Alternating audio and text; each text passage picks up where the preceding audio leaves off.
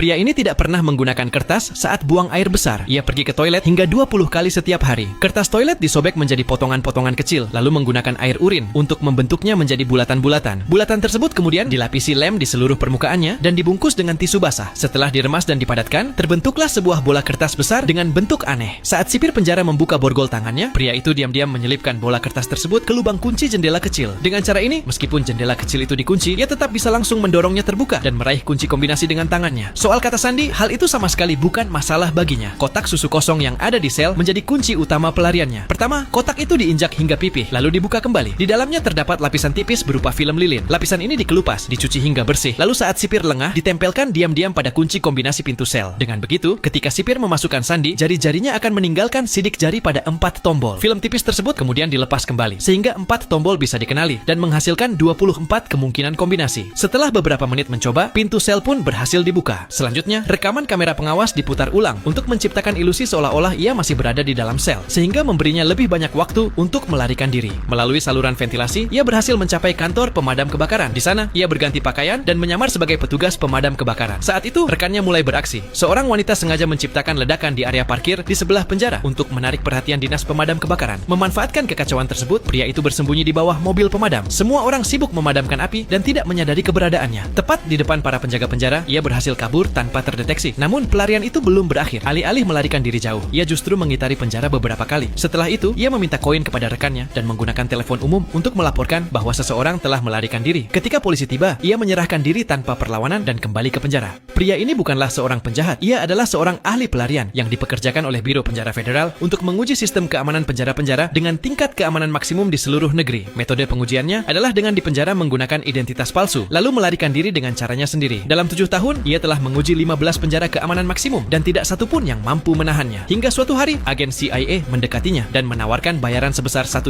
untuk menguji keamanan sebuah penjara misterius milik CIA. Demi bayaran simbolis itu, ia menerima tugas tersebut. Seperti sebelumnya, semuanya disiapkan dengan rapi. Identitas palsu, orang penghubung, dan kode evakuasi untuk menjamin keselamatannya. Rekannya bahkan menanamkan alat pelacak di dalam tubuhnya. Namun, yang tidak ia ketahui adalah sejak saat ia menerima tugas ini, ia telah terperangkap dalam sebuah konspirasi besar.